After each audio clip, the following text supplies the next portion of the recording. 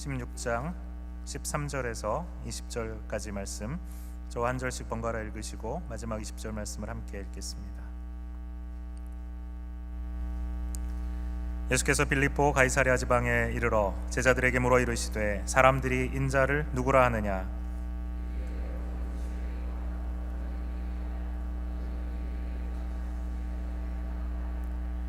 이르시되 너희는 나를 누구라 하느냐?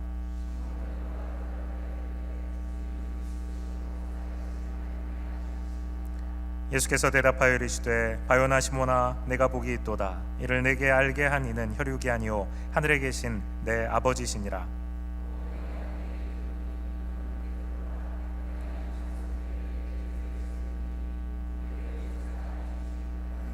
내가 천국 열쇠를 내게 주리니 내가 땅에서 무엇이든지 매면 하늘에서도 매일 것이요 내가 땅에서 무엇이든지 풀면 하늘에서도 풀리리라 하시고, 이에 제자들에게 경고하사 자기가 그리스도인 것을 아무에게도 이르지 말라 하시니라. 아멘. 오늘 이 시간에 우리 아르헨티나에 사역하고 계시는 이정복 선교사님 나오셔서 복 있는 사람이라는 제목으로 우리에게 말씀 전해 주시겠습니다.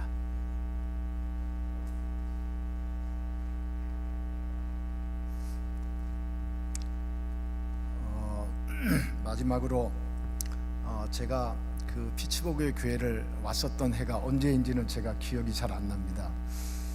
근데 오늘은 그 예배당에 그 들어오면서 제일 눈에 띄었던 것이 이 앞에 있는 이 그 파이프. 그래서 파이프 오르간이 있구나. 지난번에는 왔을 때 잘 이렇게 눈에 안 띄었을 것 같은데 오늘은 이렇게 눈에 딱 띄었습니다. 그래서 그 아름다운 파이프 올간 소리를 들을 수 있겠구나 하는 그런 기대가 있었어요. 근데 계속 이렇게 하는데 피아노 소리만 들리더라고요. 그래서 그러고서 이제 올라왔습니다. 이제 성가대 본 찬양을 하면은 아마 들을 수 있을까 하는 생각을, 기대를 갖고 이제 올라왔습니다. 근데 저기 앉아서 딱 보니까 저기도 파이프가 이렇게 있어서 와, 이제 진짜 들을 수 있겠구나. 근데 아니네요. 그래서 여기 있는데, 그쵸? 그래서 순간적으로 그런 생각이 머릿속에서 방뜩 들었습니다. 그 사람들이 나를 볼 때 예수 믿는 사람으로 이렇게 볼 텐데요. 그래서 사람들은 나를 통해서 예수 믿는 사람으로서의 모습은 무엇일까라고 기대를 하면서 나를 이렇게 주목하고 있을 텐데, 예수 믿는 사람은 어떤 모습으로 그 그림을 그려낼까, 아니면 음악을 만들어낼까, 뭔가 삶을 어떤 모습으로 보여낼까 하는 것을 가지고 계속 기대를 하면서 나를 볼 텐데, 내게서 그 모습이 전혀 안 나타나고 무음으로만 이렇게 있어도, 아무런 소리만 내지 않고 있어도 그래도 뭔가 이렇게 언젠가는 기대를 할 텐데, 무음도 아니고 뭔가, 제가 죄송합니다, 성가대원들이 성가하는 모습도 이렇게 보고요, 지휘자와 성가대원들이 어떻게 모습을 맞춰갈까 하는 것을 보면서 지휘자가 탁 멈췄는데 저쪽에서 삑 소리 나면은 속으로 제가 긴장했는데 탁탁 맞추더라고요. 근데 그리스도인의 모습으로 드러나야 돼야 될 부분에서 엉뚱한 모습이 딱 나타날 때, 이거는 너무나도 큰 실망을 안겨줄 텐데 하는 어떤 그런 생각을 하면서 제가 제 자신을 잠깐 동안 순간적으로 돌아볼 수 있는 그런 시간을 가졌습니다. 정말 예수 믿는 사람이라고 하는 것은 뭘까 하는 어떤 그런 고민들을 여기저기 다니면서 참 많이 이렇게 하면서 사람들도 만나고 그렇게 해보는데요, 종종 저는 저 자신에 대해서 참 실망할 때가 있습니다. 뭘 실망을 하냐면요, 이번에도 저는 금요일 날에 이제 비행기 표 값을 좀 아낀다고 바로 이렇게 피츠버그로 오지 않고 워싱턴을 거쳐서 이제 어제 여기 그 피츠버그에 왔는데 어제도 그 워싱턴 공항에서 이렇게 그 체크인을 하고 그리고 이제 왜 그 검색대를 통과하잖아요. 그러면은 저는 3살 때 소아마비를 걸려서 이 보조기를 하고 있습니다. 그러니까 늘 이렇게 그 검색대를 이렇게 통과할 때 저는 이제 요주의 인물이 되어져서 뭐 이렇게 만지고 뭐 하고 그리고 또 아니다 싶으면은 저쪽 다른 방에 가서 이제 그 검색하고 이제 그러는데 처음에는 좀 언짢기도 하고 그랬는데 하도 습관이 되어져서 괜찮았었습니다. 그런데 어제는 아마 그 이제 두 사람이 한 사람을 뭐죠? 새로운 사람을 이렇게 그 좀 훈련시키는 어떤 그런 것이었나 봅니다. 그러니까 저를 이렇게 검색을 하는데 이게 참 마음을 굉장히 언짢게 하는 거예요. 그러다가 뭐 안 되니 뭐 이렇게 만지다가 이렇게 그 이제 보조기가 이렇게 위에까지 그 엉덩이 있는 데까지 이렇게 있으니까 그걸 손으로 하다가 좀 뭐 이야기를 주고받고 하더니 다른 데로 가야 된다 뭐 그렇게 해요. 거기까지도 좋아요. 그런데 갈 때 자기네들은 신발 다 신고 가는데 저는 마치 죄수가 뭐 이렇게 간수에 끌려가듯이요 이렇게 가는데 저는 맨발로 이렇게 뒤쫓아 가고요. 자기네들은 신발 다 신고 막 이렇게 해 가는데 그 안에 가서도 얼마나 좀 마음을 언짢게 하는지요. 처음 이제 그런 생각을 가졌고요. 그리고 그렇게 뭐 이상하게 지네들끼리 얘기하면서 죄송합니다 지네들이라고 그래서 뭐 그런데 마음이 팍 상해버렸어요. 그래서 일부러 그냥 신발을 이제 다 끝나고 나서 이제 가도 된다고 그러더라고요. 그래서 이제 그 그릇 안에 담겨 있는 신발을 이렇게 제가 꺼내 가지고 그냥 살짝 놓고 그 신어도 되는데 그냥 팍 던져버렸어요. 그랬더니 이 사람들이 긴장하더라고요. 그러든지 말든지 그냥 너희들 그렇게 좀 보면 모르냐, 사람을 보면 모르냐 그렇게 좀 하면서 그런 기분을 돌출시키고 그러면서 그러니까 이 사람들이 그 좋은 하루 되라고 막 이렇게 하는데 대답도 안 하고 그냥 와버렸어요.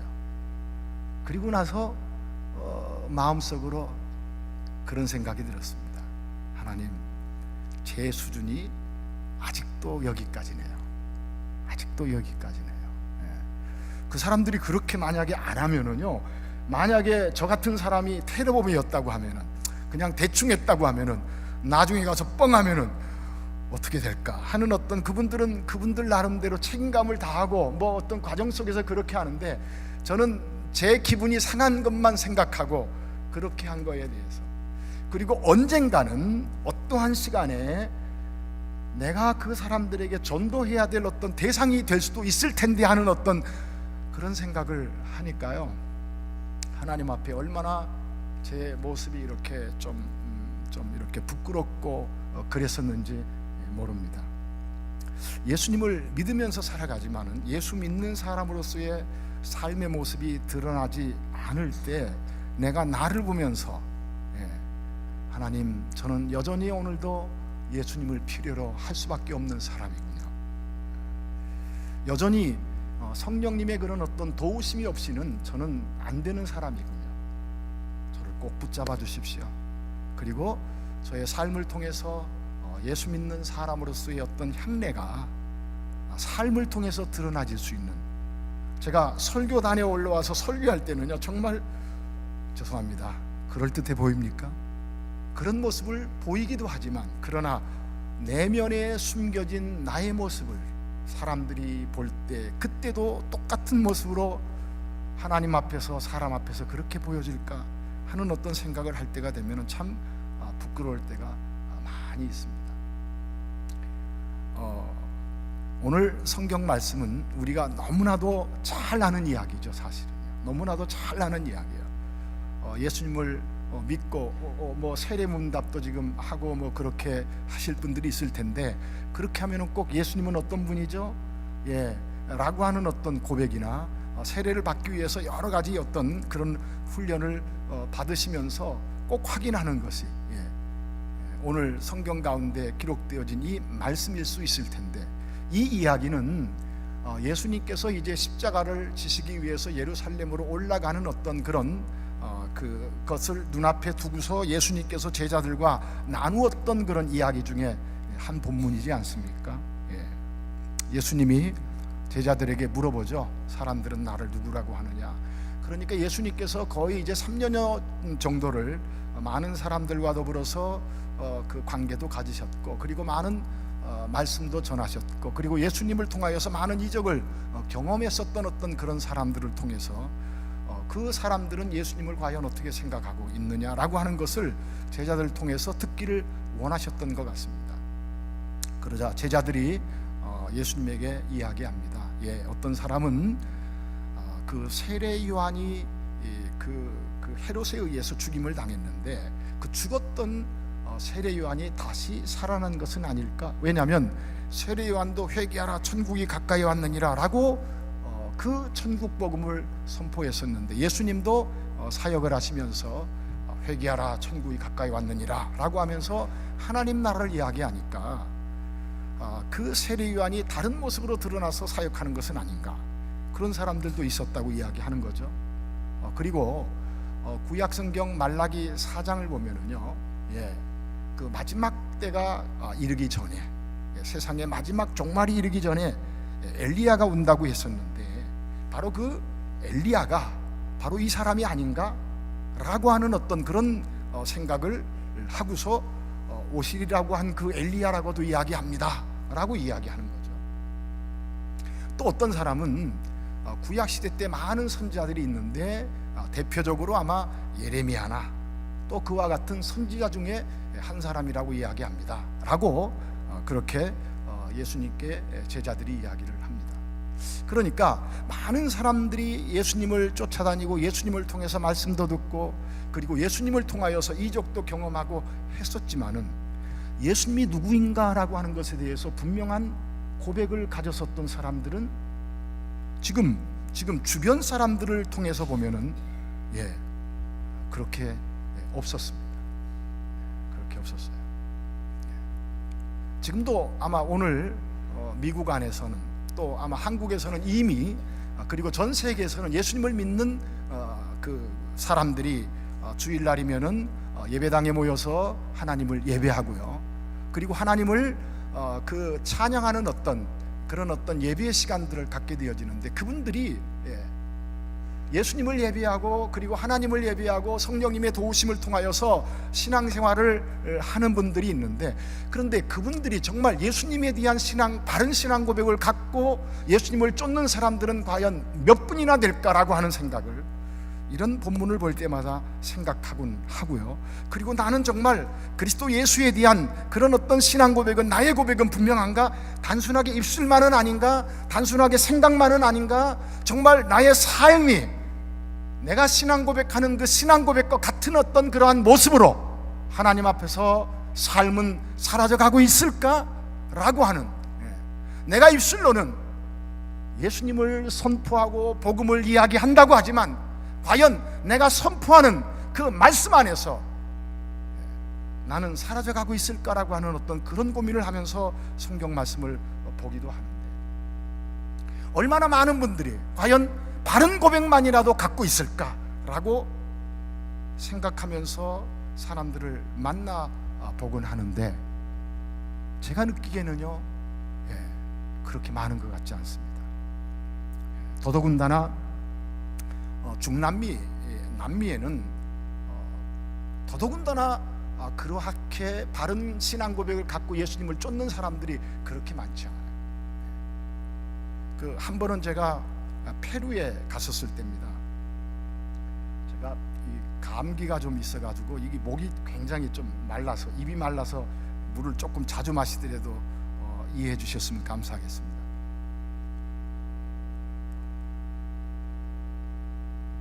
그때도 페루에 있는 그 목사님들에게 성경을 강의하기 위해서 페루에는 쿠스코에도 저희 선교센터가 있고, 그리고 리마에서도 이제 성경 묵상 사역하는 사역자가 있어서 1년이면은 할 수 있는 대로 조금 한 2번 정도는 가서 같이 말씀을 나누려고 애써서 자주 가긴 하는데, 근데 그때도 이제 리마에서 그 오전 시간에 목회자에게 성경을 가르치고 오후 시간에 호텔에 와서 잠깐 쉬는 시간이 있었습니다.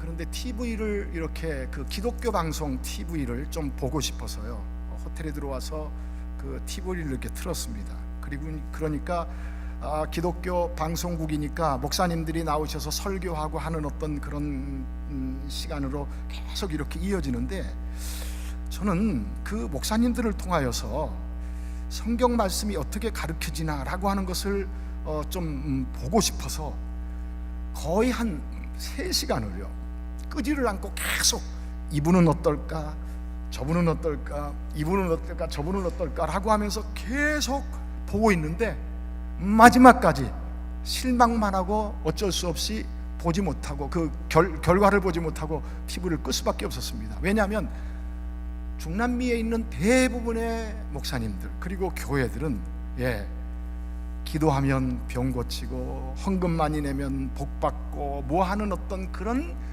내용들의 설교들이 굉장히 많이 있어요. 그런데 그 TV 프로에도 전부 그런 쪽의 이야기만 계속되어지고, 그래서 사람들에게 그런 어떤 것만 부추기는 이야기만 몇 시간 동안 계속하는 어떤 그런 것을 보고서 얼마나 마음속에 부담을 느끼고 슬펐는지 모릅니다. 그러면 만약 예수님을 믿지 않는 사람들이 그런 프로를 보면서 기독교 신앙을 이해할 때는 어떤 내용으로 기독교 신앙을 이해하겠느냐라고 하는 거죠. 예수님을 믿는다라고 하는 것은 내가 예수님을 믿음으로 병 고치고, 예수님을 믿는다라고 하는 것은, 헌금을 한다라고 하는 것은 내가 헌금을 함으로 예수님을 통하여서 얼마나 더 많이 받고 내 문제가 어떻게 해결되어지고, 하나님께서 그런 우리의 문제에 대해서 전혀 무관심하거나 해결하지 않는다라고 하는 것은 아니지만, 그러나 그러한 모습으로만 비춰지는 어떤 그런 것을 보았었을 때, 예수님은, 하나님은 저렇게 사람들에 의하여서 자기가 원하는 예수님, 자기가 원하는 하나님으로 만들어져가는, 만들어 놓고 자기가 만든 그 하나님을 섬겨가는, 마치 그것은 출애굽기 32장에서 이스라엘 백성들이 광야에 나와서 모세가 산에 올라가 없었을 때에 금송아지를 만들어 놓고 내일은 여호와의 절일이다라고 이야기하면서 그 앞에 번제와 화목제를 드리면서, 그리고 그 사람들은 그 금송아지를 만들어 놓고 이것이 너희를 애굽 땅에서 인도하여 낸 신이라고 이야기하면서 만들어진 하나님을 어디에서 그들은 생각한 거죠? 애굽에서 배웠던 그런 어떤 그들의 세계관 속에서 하나님을 그렇게 만들어 놓고, 그런데 지금 성경에서 보여주고 있는 이 이야기는 유대인들, 이 이스라엘 사람들도 역시 마찬가지로 오실 메시아를 기다리고 있었는데, 그 오실 메시아, 성경에서 말씀하고 있었던, 구약 성경에서 말씀하고 있었던, 그들이 그렇게 기대하고 있었던 그 예수가 오셨음에도 불구하고 그 사람들은 예수님이 누구인지에 대해서 잘 알지 못하고, 어떤 사람은 세례 요한, 어떤 사람은 엘리야, 어떤 사람은 예레미야 선지자 중에 한 사람. 예수님께서 요한복음 5장 39절에서 이렇게 말씀하시죠. 너희가 구약 성경에서, 너희가 성경에서, 구약 성경에서 영생을 얻는 줄 생각하고 그 구약 성경을 연구하거니와 이 성경은 곧 내게 대하여 말씀하는 것이다. 그들은 성경을 읽으면서 오실 메시아를 그들이 연구하고 기다리고 있었습니다. 그런데 정작 그 예수님께서 오셨어요. 그런데 그 예수가, 그 너희가 기다리는 메시아, 내가 왔는데 정작 너희는 내게로 오기를 원하지 않는구나. 못 알아본 거죠. 무엇 때문이죠? 자기가 원하는 하나님, 자기가 원하는 그 신을 만들어 놓고 있었기 때문에 그분이 오셨음에도 불구하고 그분을 못 알아보는, 예수님께서 물어봅니다. 제자들에게 물어봅니다. 그럼 너희는 나를 누구라고 하느냐? 너희는 나를 누구라고 하지? 물어봅니다. 그러자 베드로가 12제자를 대표해서 이야기하는 거죠. 그러니까 이 베드로의 고백은 베드로 한 사람의 고백이 아니라 12제자의 고백일 겁니다. 그렇죠? 베드로가 이렇게 고백합니다. 주는 그리스도시요 살아계신 하나님의 아들입니다. 정말 예수님께서 듣고 싶어 하셨던 그 고백을, 그래도 이 베드로는 제자들을 대표해서, 이 제자들은 그런 고백을 갖고 있었던 것을 성경은 우리에게 말씀하고 있습니다. 그러자 예수님께서 이야기합니다. 바요나 시몬아, 내가 복이 있도다. 이를 내게 알게 한 이는 사람들이 아니다, 혈육이 아니다, 하늘에 계신 내 아버지다 라고 이야기를 해요. 오전 일부 예배 시간에도 이 본문 이야기를 제가 가지고 있는 그 핸드폰에서요, 그 세번역이 이렇게 있는데 그 세번역에서 이렇게 이야기하고 있었습니다. 제가 최근에 이 본문을 일부러 찾아서 한번 읽어봤었는데요.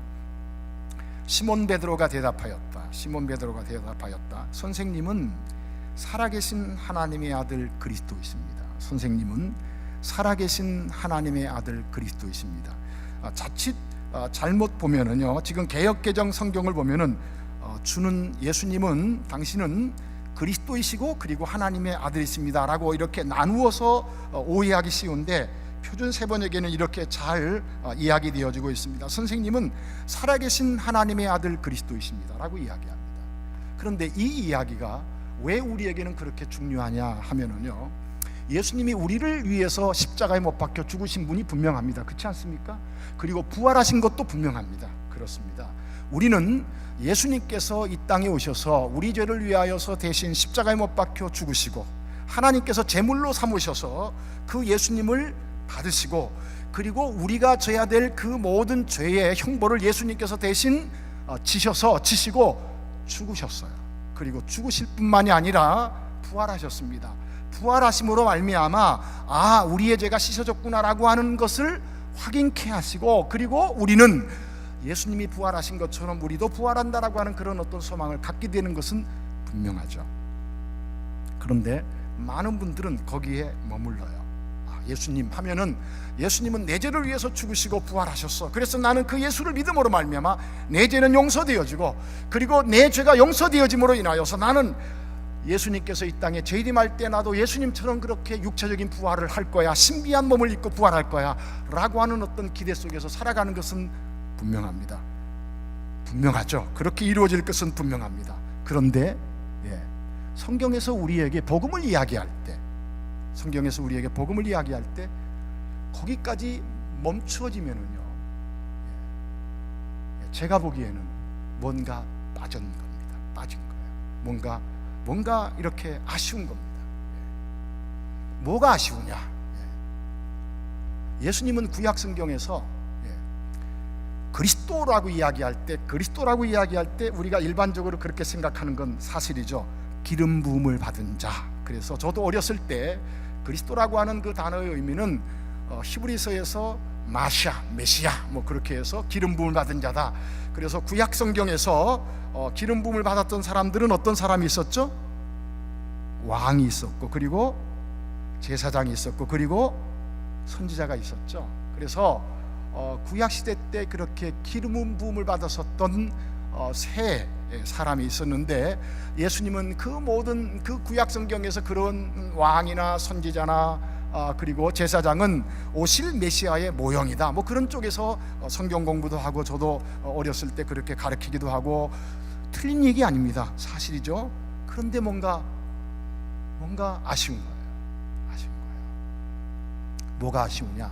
틀림없습니다. 그런데 예수님이 하나님의 아들로서 이 땅에 오실 그리스도다라고 이야기할 때, 여러분 구약 성경에서는요, 모든 구약 성경에서는요, 저는 일부러 그래서 수년 동안 그 부분을 집중적으로 구약성경 보면서 찾았습니다. 예수님에 대하여서 다르게 이야기하는 부분, 메시아를 다르게 이야기하는 부분은 혹시 있나 없나 라고 하는 그 메시아가 오실 메시아를 이야기하면서 한두 절이 아닌 한 장, 두 장 그 문맥 속에서는 뭐라고 이야기하나 일부러 다 찾아봤었어요.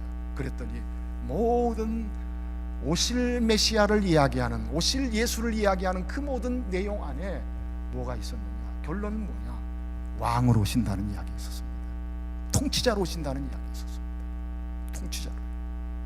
그래서 유대인들은 그것을 너무나도 잘 알고 있었기 때문에 유대인들은 죽은 다음에 하나님 나라 간다라고 하는 생각을 하지 않았었어요.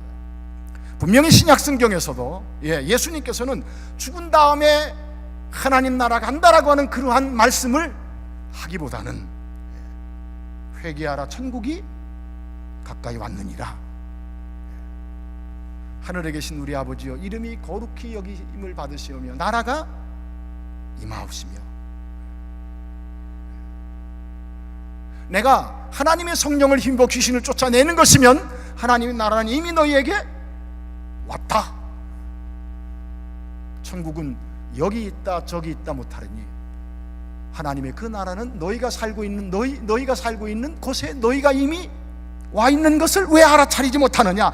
예수님께서는 그렇게 말씀하셨습니다. 사실은. 그러면 성경에서 말하는 그 하나님 나라는 예수님이 왕으로 이 땅에 오신다는 이야기죠.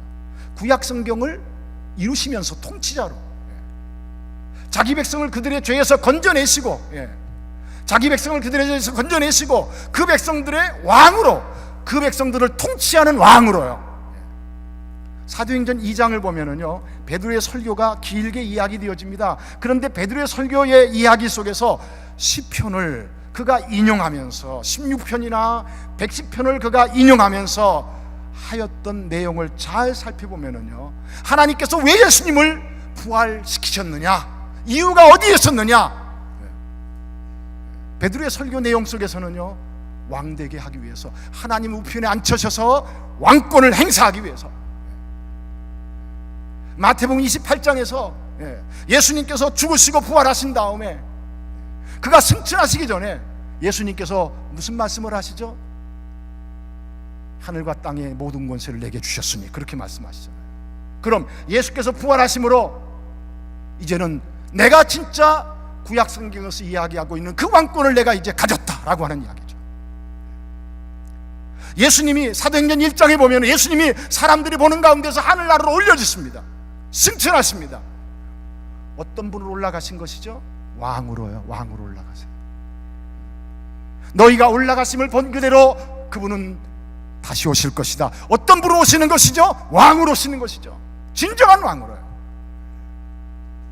그러면 예수님께서 주는 그리스도시요 살아계신 하나님의 아들이십니다라고 하는 어떤 그 고백은요, 단순하게 우리 죄를 위하여서 이 땅에 오셔서 내 죄를 위하여서 죽으시고 죄를 처리하시고 부활하시고 그래서 나로 하여금 부활의 생명을 갖고 하는 거기에 머무르지 않고요,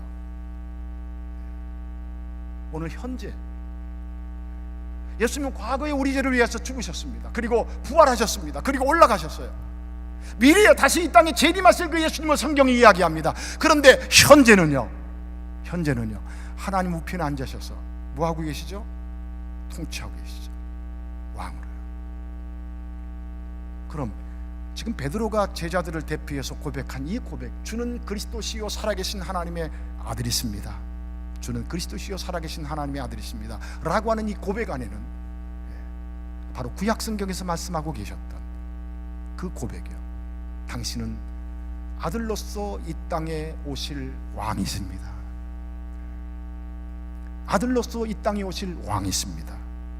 왜 마태복음 2장에서 동방박사들이 유대인의 왕으로 나신 이가 어디 계시뇨 하면서 예루살렘에 와서 헤롯에게 우리가 그의 별을 보고 경배하러 왔다라고 이야기했을 때 왜 헤롯이라고 하는 그 왕이 긴장하면서 왜 베들레헴 유대 지경에 있었던 두 살배기 아래 남자들을 다 죽였나요?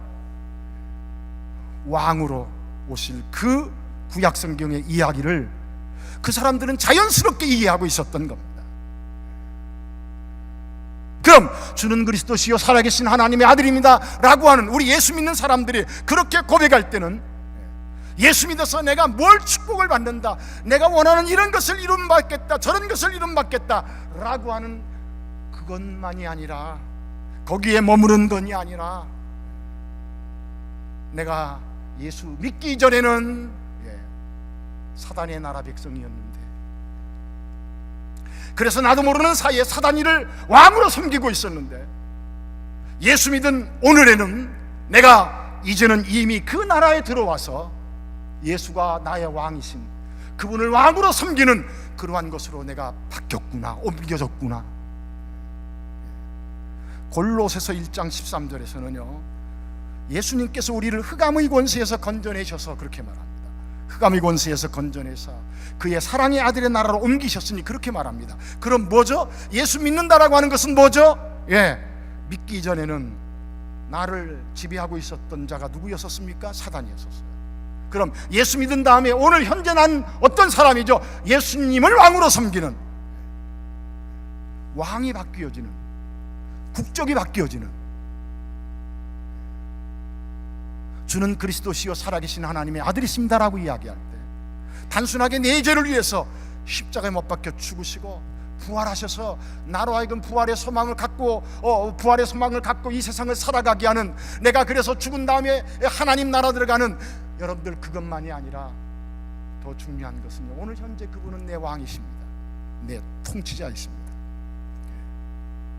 내가 그리스도 예수를 그렇게 고백할 때 나는 죄에서 건짐받고요, 이제는 그 나라 백성으로서 이 땅을 사라져갈 수 있도록 하나님께서 나를 그렇게 옮겨놓으신 그런 은혜를 우리로 하여금 입게 해가는. 그래서 성경은요 복 있는 사람을 이야기할 때 세상에서 이야기하고 있는 복 있는 사람과 완전히 다르게 이야기하지 않습니까? 복을 이야기할 때 시편을 한번 생각해 보세요. 1장 1절, 복 있는 사람은, 어떤 사람이 복 있다고 말하죠? 복 있는 사람은 악인의 길을 쫓지 않고 죄인의 길에 서지 않고 오만한 자의, 그렇습니다, 악인의 길을 쫓지 않는 것이 복 있는 사람입니다. 죄인의 길에 서지 않는 것이 복 있는 사람입니다. 오만한 자의 자리에 앉지 않는 것이 복 있는 사람이에요. 왜요?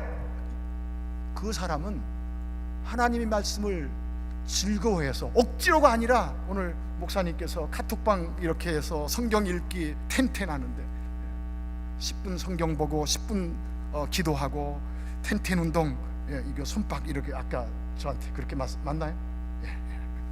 그거라도 하자, 그렇게 하시는데, 복 있는 사람은요, 하나님의 말씀을 그렇게 억지로가 아니라 하나님의 말씀이 즐거워서입니다. 하나님의 말씀이 즐거워서. 그래서 주야로 묵상하는 자로다. 주의 말씀은 내 길의 빛이요 내 길의 등이니이다 라고 오늘 찬양 가사에서도 그렇게 이야기하고 있는 거죠. 즐거워서요. 그래서 잠자면서도 말씀이 묵상되어, 길을 걸어가면서도 말씀이 묵상되어지고요, 생각할 때도 말씀이 묵상되어지고요, 억지로가 아니라. 복 있는 사람은 그렇게 사라져가니까 생각해 보세요. 악인의 길을 쫓을 수 있나요? 생각하다가 성경 말씀이 내 생각을, 내 마음을 지배하고 있어. 아니야. 죄인의 길에 설 수 있나요? 성경 말씀이 내 생각과 마음이 지배해서 하려고 하다가도 안 되잖아요. 오만한 자의 자리에 앉지. 저처럼요, 한 번은 기분 나쁘게 하면서도 하나님, 제가 이 수준밖에 안 되는군요, 그렇게라도 돌이키는. 왜? 하나님의 말씀이 내 속에 있기 때문에요. 살아있기 때문에요. 그 말씀이 나를 지배하고 있기 때문에요. 왜죠? 그 나라 왕이신 그 하나님, 그 왕이신 그 예수께서 내 삶의 주인이 되셔서 무엇으로? 하나님의 그 말씀으로 나를 통치하고 계시기 때문에. 복 있는 사람은 어떤 사람이라고요? 심령이 가난한 자, 애통한 자, 온유한 자, 의에 줄이고 목마른 자, 긍휼히 여기는 자, 마음이 청결한 자, 화평케 하는 자, 주의 나라를 위하여서 오늘 고통을 받고 살아가는 그러한 사람들, 고난을 받는 자. 보세요, 뭘 소유가 아니라 무엇을 소유하겠다 아니라 지금 어떤 사람으로 있느냐, 어떤 사람으로 살아가느냐. 심지어 누가복음 6중에서는요 더 적극적으로 이야기하지 않습니까? 오늘 가난한 자, 오늘 애통하는 자, 오늘 배고픈 자, 오늘 고통받는 자 복이 있다, 그렇게 이야기합니다. 보세요, 세상과 너무나도 다르게 이야기하고 있지 않나요? 달라요. 오늘 마태복음 16장 16절에서요, 시몬 베드로가 대답하여 이르되 주는 그리스도시요 살아계신 하나님의 아들이십니다. 이 고백은 당신은 우리의 왕이십니다 라고 하는 고백입니다. 사실은 성경의 내용을 잘 이렇게 이해해 보면은요, 당신은 내 왕이십니다. 당신은 내 왕이십니다. 그런데 우리는 그렇게 고백해 놓고 언제나 우리는 어떻게 하시죠? 기도할 때도 하나님, 이 일을 제가 계획하고 있습니다. 꼭 이루어지게 해주십시오. 하나님, 3일 만에 이것이 꼭 해결돼야 됩니다. 해주십시오. 누가 주인 노릇하고 있죠? 누가 주인 노릇하고 있죠? 내가요. 하나님, 저 박사학위 이거 꼭 받아야 됩니다. 누가 주인 노릇하고 있죠? 내가요. 예수님은요, 언제나 내 하수인이요, 종이요. 바꾸셔야 됩니다. 주는 그리스도시요 살아계신 하나님의 아들입니다 라고 이야기할 때 당신이 뭐라고 명령하든지 우리는 당신의 명령을 따르겠나이다 라고 하는 어떤 그 고백이 우리 안에서 자라가야 됩니다. 그런 신앙의 내용으로 우리가 성숙해져 가야 됩니다. 예수님이 말씀하십니다. 바요나 시몬아, 내가 복이 있도다. 그렇습니다. 이 고백을 안고 이 고백을 갖고 살아가는 사람들이 뭐가 있다고요? 복이 있다. 이 고백을 갖고 살아가는 사람, 형식적이 아니라 그런 실질적인 고백 속에서 살아가는 그 사람이, 오늘 성경은 예수님이 말씀하십니다. 바요나 시몬아, 내가 복이 있도다. 그럼 나를 한번 돌아보세요. 나는 복 있는 사람인가요? 나를 한번 생각해 보세요. 나는 정말 복 있는 사람인가요? 세상 사람들은 나를 손가락질하지만 나는 그리스도 예수 안에서 정말 복 있는 사람이구나 라고 하는 자존감을 내가 그리스도 예수 안에서 회복시켜 갈 때,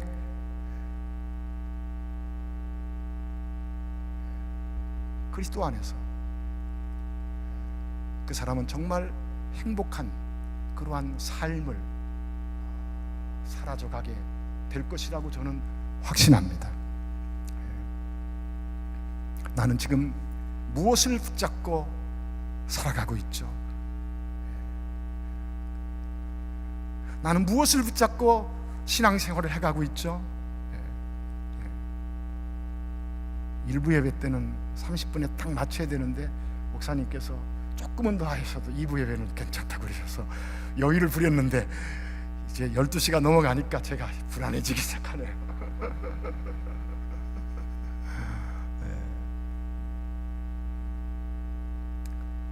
어떤 때는요, 일부러 저 뒤에서 저 보라고 이렇게 하는 분이 계세요. 여기는 그런 분이 안 계셔서 감사합니다. 바요나 시몬아, 내가 복이 있도다. 이를 내게 알게 한 분은 사람이 아니라고 이야기합니다. 우리는 그런데 이 부분도요, 사실 생각해 보면은요, 나는 누구를 통해서, 사람을 통해서 전도받고 사람을 통해서 뭐 성경 말씀도 알아차리고 뭐 그렇게 해오지 않았나요? 그렇죠. 그런데 그 모든 일하심이 하나님께서 나로 하여금 예수님이 어떤 분이냐라고 하는 분명한 신앙 고백을 갖게 하기 위한 하나님의 일하심이었다고 우리는 인정하셔야 됩니다. 인정하셔야 돼요.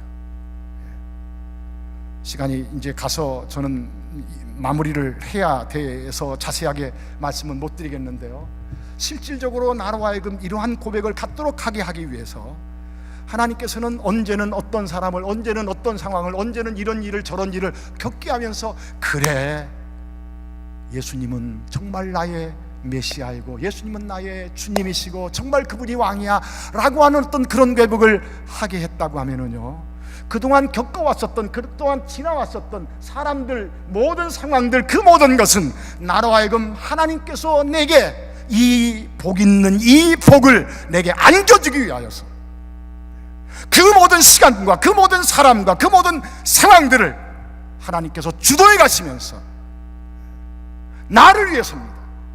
나 한 사람을 위해서.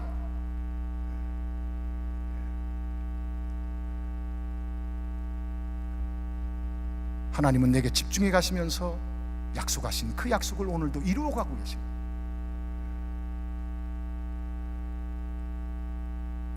바요나 시몬아, 내가 복이 있도다. 이를 내게 알게 한 분은 혈육이 아니요 하늘에 계신 내 아버지다라고 이야기할 때, 오전에도 성경 두 곳을 마태복음 안에서 봤는데 한번 볼까요? 마태복음 8장. 이해하기 쉬워서 제가 이 말씀을 좀 읽겠습니다. 23절입니다. 23절. 이 이야기도 우리가 잘 아는 이야기죠. 배에 오르심에 제자들이 따랐더니 바다에 큰 놀이 일어나 배가 물결에 덮이게 되었으되 예수께서는 주무시는지라. 그 제자들이 나와 깨우며 이르되 주여 구원하소서, 우리가 죽겠나이다. 예수께서 이르시되 어찌하여 무서워하느냐, 믿음이 작은 자들아 하시고, 제자들이 막 죽겠다고 깨우니까 예수님은 주무시다가 일어나셔서 그들을 책망합니다. 칭찬하지 않습니다. 책망합니다. 믿음이 작은 자들아 왜 무서워하느냐, 일어나서 바람과 바다를 꾸짖으니 아주 잔잔하게 되거늘. 27절이요. 그 사람들이 놀랍게 여겨 이르되 이가 어떠한 사람이기에 바람과 바다도 순종하는가. 그러니까 이 제자들은 예수님이 바람과 바다를 잔잔케 하실 분으로 알고 깨운 게 아니었죠. 급하니까 깨어본 겁니다. 그런데 정말 예수님은 그 문제를 해결하셨어요. 오, 대단하시네. 거기까지였습니다. 이때는요. 그런데 시간이 또 지났습니다. 14장 볼까요?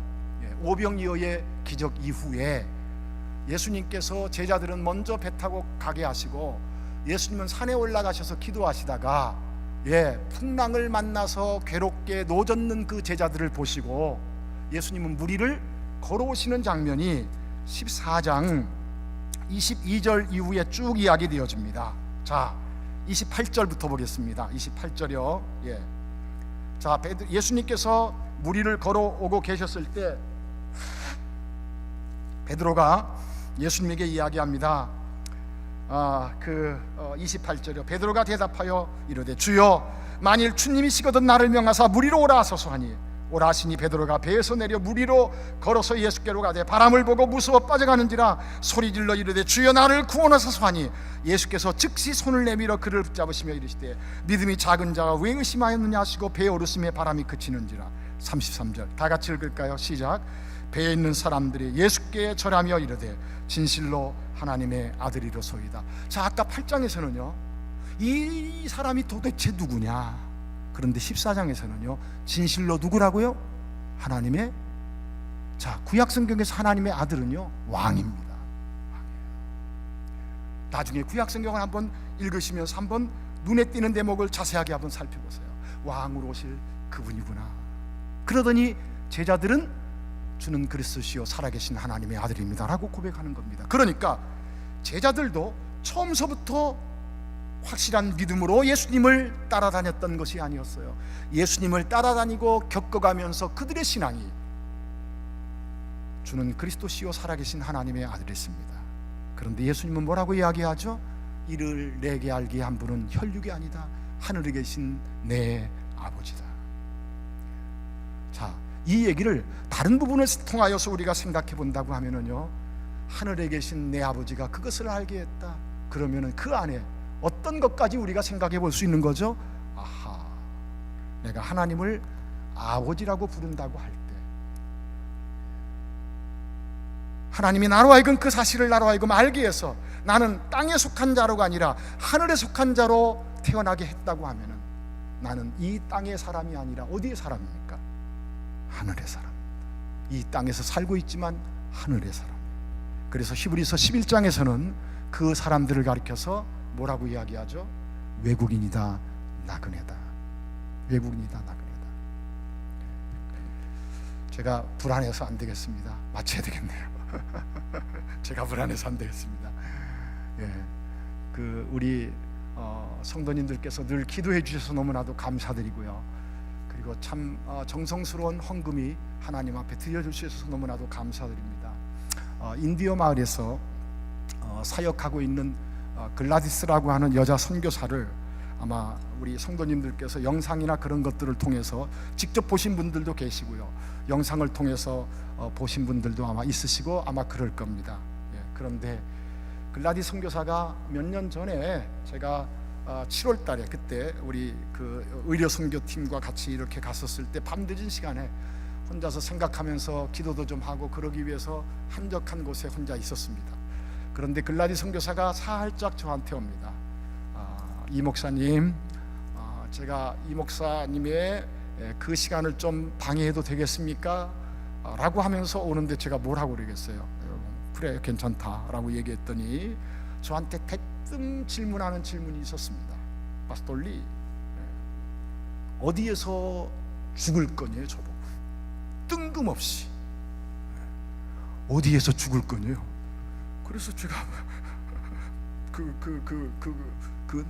깜깜한 데서 그 글라디스 얼굴을 딱 보면서 내가 이렇게 얘기했습니다. 야, 너도 알다시피 내가 아르헨티나를 떠나려고 벌써 20년 전서부터 나 떠난다 해서, 근데 아직도 하나님이 못 떠나게 해서 내가 여기 있는데, 내가 죽을 때 어디 있을지 내가 어떻게 알겠느냐? 나 잘 모르겠다 그랬더니 이 글라디 선교사가 뭐라고 그러냐면 이렇게 얘기합니다. 자기는 인디오 마을에서 죽을 거라고 결심했다고, 그리고 가족들한테 그렇게 이야기했다고 합니다. 제가 깜짝 놀랐습니다. 자기 어머니와 형제들은 그래도 형제들이 있는 곳으로 와서 살다가 죽어야지 무슨 소리냐 그래요. 자기는 인디오들과 이렇게 함께하는 시간이 너무나도 행복하고 좋다고 얘기합니다. 저는 그 글라디 선교사에게요 늘 이렇게 얘기합니다. 12월, 1월, 2월이 너무 덥고 모기가 많고 제가 그 생활 너무 알기 때문에 나와라 그렇게 하는데, 그래서 1월 달에 저희가 그 페루 아래쪽에 있는 선교사들은 제가 아르헨티나에서 수련을 하고요, 2월 달에는 그 콜롬비아하고 미국 쪽에 있는 사역자들 전부 이렇게 그 위쪽으로 있는 사역자들을 멕시코에서 불러서 그 수련을 하는데, 금년에도 1월, 2월 그 다 마쳤습니다. 그런데 그때 그 이 글라디 선교사도 내려오게 하는데, 그 글라디 선교사에게 야, 좀 일찍 와서 좀 여기 쉬었다가 해 그러면은 안 그래요. 이번에도 1월 달에 왔는데 오기 전까지 인디오 마을에 그 무더운 거기에 있다가 왔다고 그럽니다. 왜? 자기는 그게 행복하고 좋아서요. 그런데 그 친구는요 거기에서 그렇게 살다가 거기에서 죽겠다고 얘기합니다. 저는 그 글라디를 볼 때마다 부끄러움이 있어요. 제게는 아직 그런 확신을 안 주셔서 전 잘 모르겠습니다. 아직도 잘 모르겠어요. 그러나 그리스도 예수 안에서 그 영광 안에 들어가 있는 사람은요 땅의 일들에 두려움이 없는 거죠. 그분의 다스림 안에서, 그분의 명령 안에서 나는 이미 그 나라 백성으로 이 땅을 살아가기에, 땅에 붙잡힌 바 되어진 그 삶이 아니라 하늘에 붙잡혀진 바 그 삶을 사라져가도록 하나님께서 여전히 내 속에서 일해가고 계시기 때문에 우리 성도님들의 먼 곳에서의 기도와 그리고 헌신과 수고가 결코 헛되지 않고요, 선교지에서 이런 아름다운 열매들이 그리스도 안에서 맺혀져 가고 있다라고 하는 것을 기억하시면서 함께 주님께서 원하시는 그 시간까지 같이 하셨으면 감사하겠습니다. 기도하겠습니다. 하나님, 우리를 그 나라의 영광된, 하나님 나라의 그 영광된 백성으로 그리고 또 상속자로 불러주심을 인하여 진심으로 감사를 드리옵나이다. 이 영광스러운 이 특권이, 하나님 나라의 다스림과 그 말씀에 복종하여 가는 그 특권이 결코 놓쳐지지 않게 하여 주시옵시고, 하나님 그 말씀대로 사라져가는, 그래서 그 나라 백성으로 그 통치를 받는 것이 내게는 억지로가 아니라 즐거움이요 기쁨으로 하나님을 섬겨가는 그 은혜가 우리 모든 성도님들의 삶 속에 차자손손 누려져가는 은혜가 있게 하여 주시옵소서. 이 고백을 우리에게 허락하여서 복 있는 사람으로 살게 하시니 감사합니다. 예수님 이름으로 기도하였습니다. 아멘.